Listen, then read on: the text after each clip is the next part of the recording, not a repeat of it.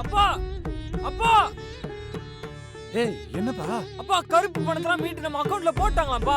ஏய் அப்படியாப்பா? அப்பா எனக்கு என் ஃப்ரெண்ட்ஸ் எல்லாருக்கும் வேலை கிடைச்சிருச்சுப்பா. ஏய் என்னப்பா சொல்ற நிஜமாவா? அப்பா டேய் எந்தடா? நீ பாக்குறது கேக்குறது நினைக்கிறது எல்லாமே கனவுதான்டா. கனவா? கனவுதான்டா. இப்படி கட்டுக்கதைகளை இனியும் நீங்கள் நம்ப போகிறீர்களா? இந்தியாவை காக்க ஸ்டாலின் அழைக்கிறேன். ஜீவா டுடே பார்வையாளர்களுக்கு வணக்கம். இன்றைய நேர்காணலில் மூத்த பத்திரிகையாளர், அரசியல் திறனாய்வாளர் டாக்டர் ஆர்.கே. ராதாகிருஷ்ணன் அவர்கள். சார் வணக்கம். வணக்கம் ஜீவா. இந்த நிலையில் ரிசர்வ் வங்கியினுடைய முன்னாள் இயக்குனர் ரகுராம் ராஜன் அவர்கள் மோடி நான்சென்ஸ் அப்படிங்கிற பேரில் ஒரு ஆர்டிக்கல் போட்டிருக்காரு. அதில் அவர் என்ன சொல்கிறாருன்னா, நீங்கள் பொருளாதாரத்தில் வளர்ந்துருச்சுன்னு சொல்லி ரொம்ப 2012க்கு முன்பு இருந்த நிலையை விட பல மடங்கு பின்னாடி போயிட்டோம், நம்ம சூப்பர் பவர் கண்ட்ரிங்கிற மாதிரியான பிம்பத்தை தயவு செய்து உண்டு பண்ணாதீங்கிறார். இதை சொல்கிறது காங்கிரஸ்காரர் கிடையாது, ஒரு ரிசர்வ் வங்கியில் இருந்தவர். அவர் பீரியடில் தான் இந்த யூபிஐ டிஜிட்டல் இந்த மெத்தட்லாம் அவர் தான் கொண்டு வந்தார். அவர் சொல்கிறாரு, பொருளாதாரத்திலையும் நம்ம ரொம்ப கீழே போயிட்டோம். இளைஞர்களின் திறன், 20லிருந்து 30 வயது உள்ள இளைஞர்களுக்கு திறனே இல்லாத இந்தியர்களை உருவாக்கி கொண்டிருக்கிறோம். அவனுக்கு எந்த கேப்பபிளும் இல்லை, எந்த தொழிலும் செய்ய தெரியாது. படிக்கின்ற மாணவர்களுக்கு பேசிக் அடிப்படை கல்வி அமைப்பு முறையெல்லாம் குழந்தைகளுக்கும் கிடையாது. படிச்சுட்டு வரான், அவனுக்கு எந்த வேலையும் செய்ய தெரியல. மிகப்பெரிய அளவில் இந்தியா, வருங்கால இந்தியா ஒரு பின்னடைவை சந்திக்க போகுதுங்கிற மாதிரி சொல்லிட்டு, ஆனால் மோடி பொருளாதாரத்தில் வளருகிறோங்கிற தயவு செய்து இந்த விளம்பரத்தை பண்ணாதீங்க, ரொம்ப நான்சென்ஸாக இருக்குன்னு ஒரு மாதிரி அலறி அடிச்சுட்டு ஒரு கட்டுரையை போட்டிருக்காரு. அதை பற்றி என்ன பண்ணிக்கிறீங்க? இது அதே தானே சீஃப் எக்கனாமிக் அட்வைசர், அதாவது இந்தியாவினுடைய தலை சிறந்த ஆலோசகர், அவருக்கு ஒரு அந்தஸ்தம் இருக்கிறது. சீஃப் எக்கனாமிக் அட்வைசர் என்று அந்த ஒரு அந்தஸ்தம் கொடுத்திருக்காங்க, தகுதியும் கொடுத்திருக்காங்க. அவர் சொல்றாரு, அரசாங்கத்தினால இந்த இல்லாண்மையை போக்க முடியாது என்று பகிரங்கமான ஒரு ஒப்புக்கொள்ளலை இன்னைக்கு கொடுத்திருக்காரு. இன்னைக்கு பத்திரிகைகள் எல்லாம் பார்த்திருப்பீங்க இல்லையா? அதனுடைய அந்த அர்த்தம் என்னன்னு எனக்கு புரியல. அதாவது பல நாடுகள்ல இந்திய நபர்கள் பிடிக்கப்படுகிறார்கள். இது இப்போ லேட்டஸ்டா பாத்தீங்கன்னா லாவோஸ்ல நம்மளுடைய நபர்கள் பிடிக்கப்பட்டிருக்கிறார்கள்.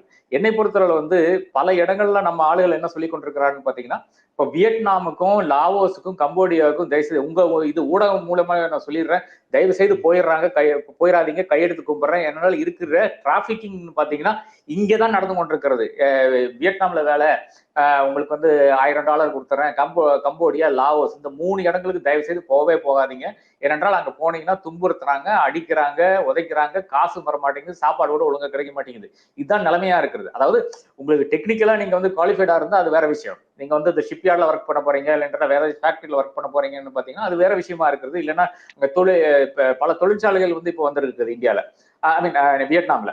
அங்கெல்லாம் போறீங்கன்னா ஒன்றும் பிரச்சனை கிடையாது. ஆனால் அதை தாண்டி இருக்கின்ற நீங்க அன்ஸ்கில் லேபரா இருந்தா தயவு செய்து நீங்க அங்க போகாதீங்க. உங்களுக்கு ஒரு இப்போ கார்பெண்டரோ இல்லையென்ற பிளம்பரோ இந்த மாதிரியான நபர்கள் அங்க போறது நிச்சயமாக அது தவிர்க்க வேண்டும் இப்போதைக்கு. இல்லை என்றால் ரெகனைஸ்ட் ஏஜென்ட் அங்க இருக்கின்ற ஒரு அரசாங்கத்தின்டையோ இல்லை என்றால் பப்ளிக் செக்டர் கம்பெனியோ இல்லை என்றால் பேரு கேட்ட ஒரு கம்பெனியோடமோ இல்லை என்றால் உங்களுடைய நண்பரோ இல்லை என்றால் அங்க இருக்கின்ற ஒரு நபரோ விழித்தால் மட்டும் செல்லுங்கள். இது இந்தியாவினுடைய ஒரு வறுமையினுடைய ஒரு எடுத்துக்காட்டாகத்தான் இருக்கிறது. அதாவது ஒர்க் போர்ஸ்ல இருக்கின்ற, அதாவது இன்னைக்கு எலிஜிபிள் யூத்துகள் இருக்கின்ற 83% பேரை இன்னைக்கு வேலை வாய்ப்பு இல்லாமல் திண்டாடி கொண்டிருக்கிறார் என்றதுதான் ஐஎல்ஓனுடைய, இன்டர்நேஷனல் லேபர் ஆர்கனைசேஷனுடைய ஒரு ரிப்போர்ட் சொல்லுகிறது. அன்எம்ப்ளாய்மெண்ட் எவ்வளவு ஆயிருக்குன்னு பாத்தீங்கன்னா மோர் தென் டபுள்டு. 2000 ஆண்டுல 35.2%. அதாவது எம்ப்ளாயபிள் யூத்னு இருக்கும். அது எல்லா இளைஞர்களுக்கும் இருக்கின்றது கிடையாது. அதாவது யாரெல்லாம் அந்த வயது உட்பட்டு இருக்கிறார்களோ, ஒரு குறிப்பிட்ட அளவு படித்திருக்கிறார்களோ அதுக்கு ஒரு தனி நம்பர் இருக்கு. அந்த நம்பர்ல 2000 ஆண்டுல பாத்தீங்கன்னா 35.2% பேர் வேலை இல்லாமல் இருந்தார்கள். இன்னைக்கு 65.7% நபர், ஏறத்தாழ 66% நபர்கள் 2022ல வேலை இல்லாமல் திண்டாடி கொண்டிருந்தார்கள். இதுதான் இந்தியாவில் இருக்கின்ற ஒரு பெரிய ஒரு அவலமாக பார்க்க வேண்டியதா இருக்கு. இது 2024ல வருகின்ற ஐஎல்ஓ ரிப்போர்ட் இருக்கு. இதைத்தான் ரகுராம் ராஜன் அவர்களும் சொல்லியிருக்கிறாங்க. ஆனா அவர் மெயினா சார்ஜ் பண்றது இப்படி இருக்கிறது என்பதை விட, ஆனா நீங்க வளருது, பொருளாதாரத்துல பெரிய லெவல்ல போயிட்டோம், நீங்க பண்ற விளம்பரங்கள்ல தான் இந்த அரசு கவனம் செலுத்துதே ஒழிய இந்த பொருளாதாரத்துல முன்னேற்றுவதில் கவனம் செலுத்தலைங்கிற ஒரு சார்ஜ் அவர் வச்சிருக்கிறார்.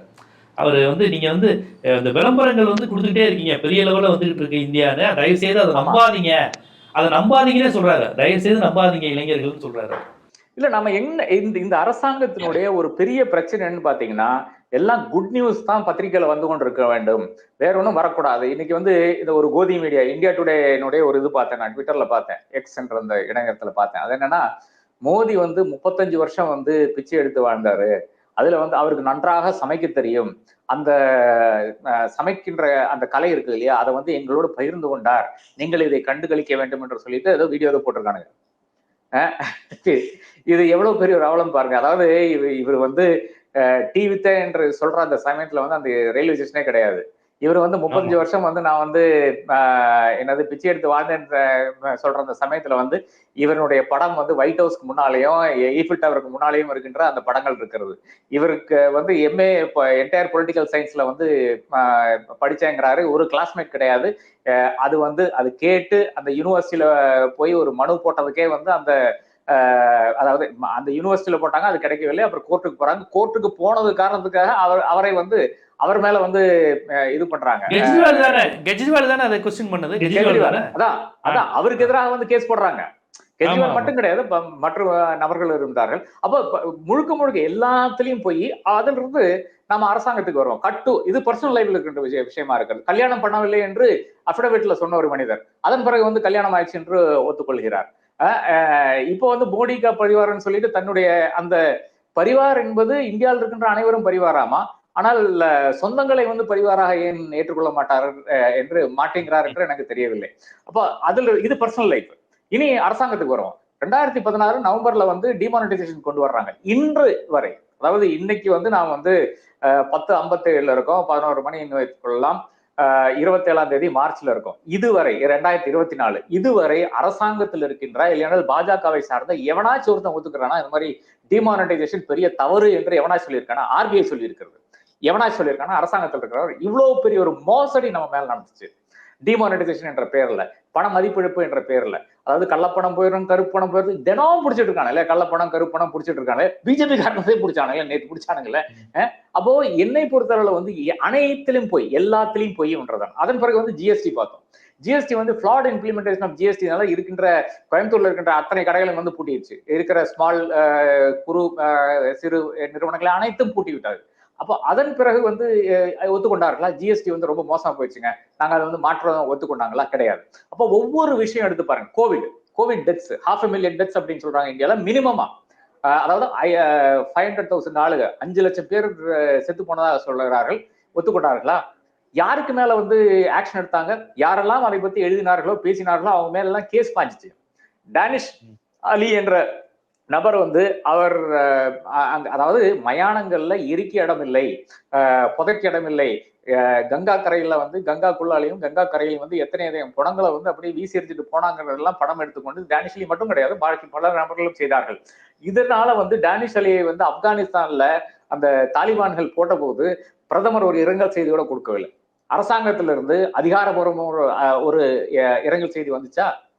அந்த மாதிரியான விஷயங்கள் தான். அதாவது எல்லாமே வந்து எல்லாத்துலயும் போய், அதாவது பர்சனல் லைஃப்லயும் போய், அரசாங்கத்திலையும் கம்ப்ளீட்டாக போய் என்ன செய்தாலும் வந்து நாங்க கரெக்டாக செய்து கொண்டிருக்கிறோம். அப்ப இதை பத்தி தான் நான் ரகுராம் ராஜன் பேசிக் கொண்டிருக்கிறார்.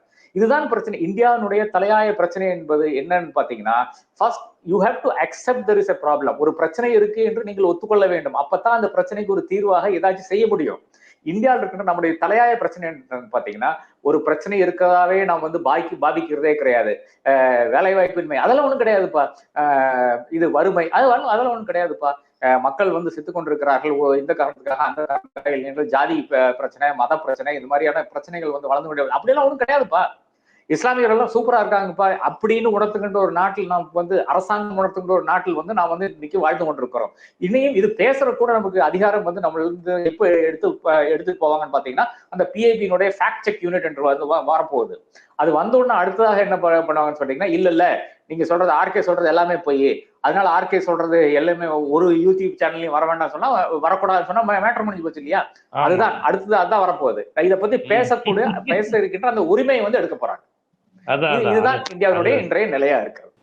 அதுதான் எல்லாருக்கும் பயமா இருக்கு. அது இப்போ நம்மிடம் இருக்கிற ஒரே உரிமை பேச்சுரிமை மட்டும்தான். அது விமர்சிக்கின்ற உரிமை இருக்கு.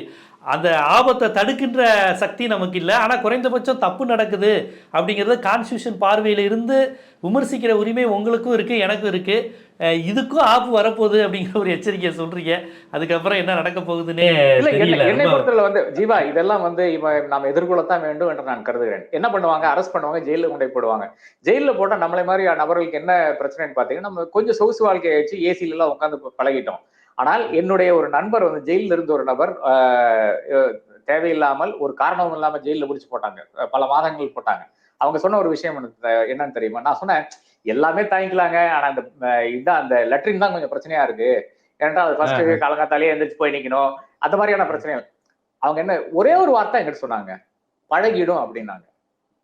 அப்ப என்னை பொறுத்தவரை வந்து இப்போ எனக்கு ஜெயிலுக்கு போறதோ அதெல்லாம் ஒரு பிரச்சனையாவே நான் பார்க்கல. எங்க அங்க போடுவீங்க, என்ன வெயில் காலத்துல போய் படுக்க வேண்டிய இருக்கும், அது கொஞ்ச நாள் வந்து நமக்கு ஒரு பிரச்சனையா இருக்கும். அது வந்து அது அட்ஜஸ்ட் பண்ணி போற மட்டும் ஒரு பிரச்சனையா இருக்கு, அதன் பிறகு கிடையாது. அப்ப இந்த போராட்டம் என்பது நம்மளுடைய பேச்சுரிமைக்கான போராட்டம் நாம தான் செய்ய வேண்டும். அரசியல் கட்சிகள் செய்யாது, அரசியல் கட்சிகளுக்கு ஒரு இன்ட்ரெஸ்டும் கிடையாது, நாம தான் செய்ய வேண்டும். அதே மாதிரி ஜனநாயகத்தை காப்பாற்ற வேண்டிய அந்த கடமையும் நம்ம கிட்ட தான் இருக்கிறத தவிர அரசியல் கட்சிகளுக்கு விட்டு விட முடியாது. இப்ப வந்து ஒரு நரேந்திர மோடியை வந்து மாற்றி விட்டு ஒரு உதயநிதி ஸ்டாலினை கொண்டு வந்து உட்கார வைக்க வேண்டிய அவசியம் நமக்கு யாருக்குமே கிடையாது. அந்த மாதிரியான நபர்களை கொண்டு வந்து அரசாங்கத்தை பத்தியோ அரசியலை பத்தியோ இல்லை என்றால் ஐடியாலஜியை பத்தியோ ஒன்றும் தெரியாத பல நபர்களும் இருக்கிறார்கள் இந்தியாவில். ஒரு துறை வைக்க கொண்டு வந்து உட்கார வைக்க வேண்டிய அவசியம் கிடையாது. அப்ப அந்த மாதிரியான நபர்களை கொண்டு வந்து உட்கார வைக்க வேண்டிய ஒரு அவசியம் நமக்கு கிடையாது. அப்ப இது ஒரு ஐடியாலஜிக்கல் ஃபைட்டாகத்தான் இருக்க வேண்டுமே தவிர நிச்சயமாக change Narendra Modi for X Y R ஜெட்ங்கிற அந்த ஃபைட்டுக்கு எனக்கு உடன்பாடும் கிடையாது. நிச்சயமாக அது ஒரு போராட்டமாக இருக்காது, அது இந்தியாவுக்கான ஒரு விடிவு காலமாக இருக்காது என்று நான் கருதுகிறேன். கருத்தியல் சார்ந்து ஒரு சிஸ்டத்தை மாற்றணும் அடிப்படையில் அப்படிங்கிறது தான் போராட்டம் மொழி. தனிநபர் சார்ந்து எந்த வித வெறுப்பும் கிடையாது, விருப்பும் கிடையாது அப்படிங்கிறத சொல்லியிருக்கீங்க. நீங்கள் சொல்ல இந்த விஷயம் கான்ஸ்டியூஷன் சொல்லும்போது தான் உஜான் புயால் அப்படிங்கிற ஒரு உச்சநீதிமன்ற நீதிபதி வந்து சமீபத்தில் சொல்லியிருக்காரு, அந்த பிஎம்எல்ஏ ஆக்ட், அந்த ப்ரிவென்ஷன் மணி லாண்ட்ரிங் ஆக்ட் வந்து சிஆர்பிசின்னு ஒன்று இருக்கணுமா வேணாமாங்கிற அளவுக்கு அந்த ஆக்ட் வந்து பயன்படுத்தப்படுது. சிஆர்பிசியே வேணாங்க அப்படிங்கிற அளவுக்கு எல்லாத்துலேயும் அவங்க டெலிகேஷன் பவருங்கிற ஒரு விஷயத்தை வச்சுக்கிட்டு ஒரு காட்டெருமை செத்து போனால் கூட ஃபாரஸ்ட் ஆக்ட்லேருந்து எல்லாத்துக்குள்ளேயும் அவங்க வந்துடுறாங்க. ஸோ இந்த சமீப காலமாக அது பயன்படுத்தப்பட்டது முழுக்க அரசியல் காரணங்களுக்காக அப்படின்னு இது ஹியரிங்கில் பேசலை, கோர்ட்டுக்கு வெளியே தான் பேசியிருக்காரு. இருந்தாலும் இந்த பண தடுப்பு, தப்பான பண மதிப்பு தடுப்பு சட்டம் அப்படிங்கிற பேரில் நடைபெறுவது அனைத்துமே அன்கான்ஸ்டியூஷன் மாதிரி தெரியுது. நம்ம இயற்கையாக இருக்கக்கூடிய சட்டங்களான சிஆர்பிசி ஆர்டிகல் 21க்கு எதிராக செயல்படுவது போலயே இருக்கே அப்படிங்கிற ஒரு நீதிபதியே வருத்தப்பட்டு சொல்லியிருப்பதை நம்ம எப்படி புரிஞ்சுக்கிறது? இல்ல அது செக்ஷன் 70 பிஎம்எல்ஏ ஒரு ட்ரக்கோனியன் செக்ஷனாகத்தான் பார்க்க வேண்டியதா இருக்கு. அது அரசியல் கட்சிகளை கூட அதுல வந்து கொண்டு வந்துருது. அது வந்து அசோசியேஷன் ஆஃப் இண்டிவிஜுவல்ஸ் என்று சொல்லுகிறார்கள். அதை ஒரு சில நபர்களுடைய ஒரு குரூப் என்று வைத்துக் கொள்ளலாமே. அப்படி இருக்கின்ற குரூப்ல கூட இவர்கள் யாராச்சும் பெனிஃபிட் வந்ததுன்னா அந்த அரசியல் கட்சியை வந்து உள்ள கொண்டு வரக்கூடிய புது ஒரு செக்ஷனை வந்து இதுல கொண்டு வந்திருக்காங்க. அதுதான் பிரச்சனையாக நான் பார்க்கிறேன். அதாவது இப்ப நமக்கு மட்டும் கிடையாது, எந்த அரசியல் கட்சியை வேணும் முடக்கினாலும் அதை வந்து கேள்விக்கு உள்ளாக்க முடியாது. பிஎம்எல்ஏல அந்த அளவுக்கு அதிகாரங்கள் கொடுத்திருக்கிறாங்க. அது பேலா திரிவேடியினுடைய பெஞ்ச் வந்து மறுபடியும் வந்து இடிக்கு வந்து வானளாவிய அதிகாரங்கள் என்று நம்மளுடைய பாலெட்டர் பாண்டியன் சொல்லுவார் இல்லையா, ஏறத்தாலும் அந்த மாதிரி அந்த ஒரு நிலைமையில் கொண்டு நிறுத்தி இருக்கிறோம்.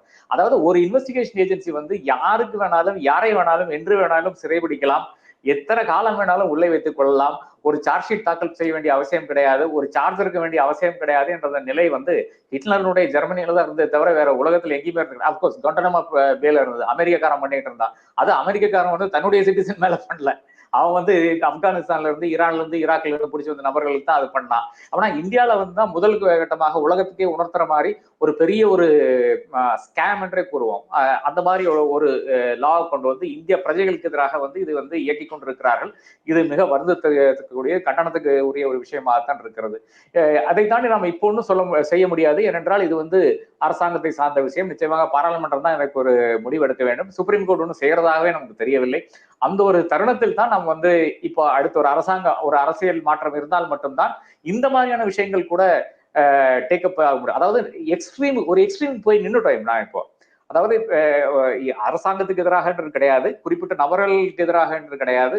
அதாவது நீங்க யாருக்கு எதிராக இருந்தாலும், அதாவது இந்த சிஸ்டத்தில் இருக்கின்ற யாருக்கு எதிராக இருந்தாலும் உங்க மேல வந்து இடி பாயும், அதாவது சேலத்தில் இருக்கின்ற ஒரு சாதாரண பிஜேபி ஒரு நிர்வாகிக்கு எதிராக நின்னால் கூட அங்க இருக்கின்ற விவசாயிகளை நான் சிறைப்பிடிப்பேன் என்று ஈடு போய் நிற்கிறது இல்லையா? அதுதான் பிரச்சனை. நான் வந்து இந்த பாஜகவை இருந்து விட்டால் எனக்கு ஈடி ஒரு ஆயுதமாக இருக்கிறது என்ற அந்த ஒரு புரிதல் வந்து பாஜக இருக்கிற நபர்களுக்கு வந்து விட்டால் அதன் பிறகு வந்து ஏறத்தாழ பங்களாதேஷ் அதே ரூட்ல தான் நான் போவோம். பங்களாதேஷ்ல என்ன பண்ணிட்டாங்க பாத்தீங்கன்னா, எதிர்கட்சியை வந்து கம்ப்ளீட்டாக நீங்க வந்து பாகிஸ்தானிஸ் அப்படின்னு சொல்லிட்டு கம்ப்ளீட்டா காலி பண்ணிட்டாங்க. இப்ப அவர்கள் வந்து 2-3 தேர்தலாக வந்து போட்டி போடவே இல்லை. அப்ப அந்த ரூட்ல போனோம்னா one country one political party என்று வந்து விடுறது பங்களாதேஷ்ல. ஏறத்தாழ அதே மாதிரி தான் நம்மளும் இப்போ அந்த ஒரு ரூட்ல தான் பயணித்துக் கொண்டிருக்கிறோம். அதற்கு மக்கள் எதிராக நிற்பார்களா என்ற அந்த கேள்வி மட்டும் தான் நம்மகிட்ட இருக்கு. கண்டிப்பாக ரொம்ப ஒரு முக்கியமான சட்ட ரீதியான பிரச்சனையை இன்றைக்கி நம்ம விவாதிச்சிருக்கோம். அதாவது கான்ஸ்டியூஷன் என்ன சொல்லுது, நீதித்துறை எப்படி செயல்படுது, ரிசர்வ் வங்கி என்னென்ன விஷயங்களை இப்போ பேசுகிறாங்க, ஜட்ஜுகளே கோர்ட்டுக்கு அப்பாற்பட்டு என்னென்ன மாதிரியான அச்சத்தை வெளிப்படுத்திக்கிட்டு இருக்கிறாங்க, இதை நம்ம எப்படி அணுகணும். ஏன்னா வெறுமனே அரசியல் கட்சிகளை ஒருவரை சாடுவது விமர்சிப்பது என்பது நாளைக்கு வேறு விதமாக இவங்க அவங்கள சாடினதுக்கு பதிலாக அவங்க மாதிரி பேசுவாங்க அவங்க அதிகாரத்துக்கு வந்தவொடனே.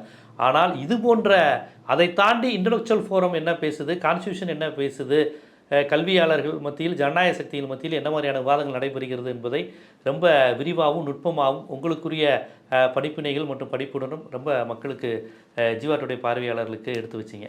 மிக்க நன்றி. நன்றி.